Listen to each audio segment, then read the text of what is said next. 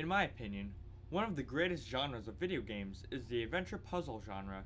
It has challenging gameplay and usually a rich storyline. Some current games, such as Portal and Uncharted, have made their ways into the heart of the gaming community, but one game seems to have been left behind. In 1993, brothers Rand and Robin Miller with Broadband Software released the game Myst, a point-and-click puzzle game released for the Macintosh and PC. This game was revolutionary for being visually stunning and hard as shit. Myst is hands down my favorite game of all time, but I'll let you judge for yourself. Let's start with the story. You find yourself on a strange island after picking up a strange book with the word Myst written on it. After opening it up, you see the first page has a moving picture on it, giving you the urge to touch it. Upon touching it, however, you're transported to the aforementioned island after hearing the fantastic monologue from Rand Miller.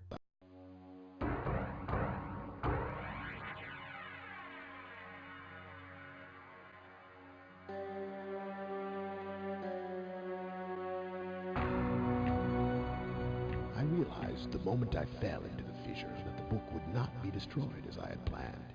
It continued falling into that starry expanse of which I had only a fleeting glimpse. I've tried to speculate where it might have landed. I must admit, however, such conjecture is futile. You gain control of your character and that's it. That's all they give you for a backstory and plot. This is what I mean about the game being hard from the start.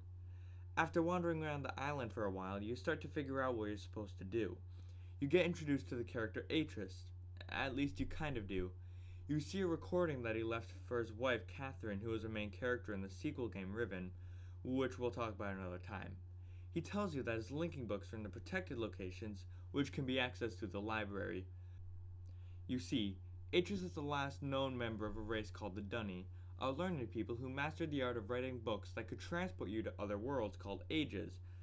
I won't get into what happened now to the Dunny, but let's just say they went out with a bang. But that leads to the question of what a linking book actually is. A linking book is the apparatus that you use to transport between two ages, i.e. Earth and Myst. I hope that clarifies for you. Anyways, back to the story. Atris also explains through journals that his two sons named Sirius and Akinar became corrupt and ravaged the ages that their father wrote. You travel back to the library and find on the two walls of the room a red book and a blue book. These books contain both Sirius and Akinar.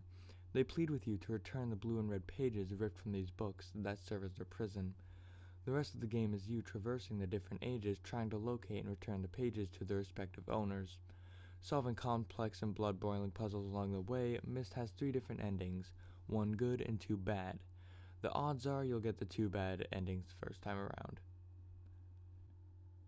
Now let's talk about gameplay.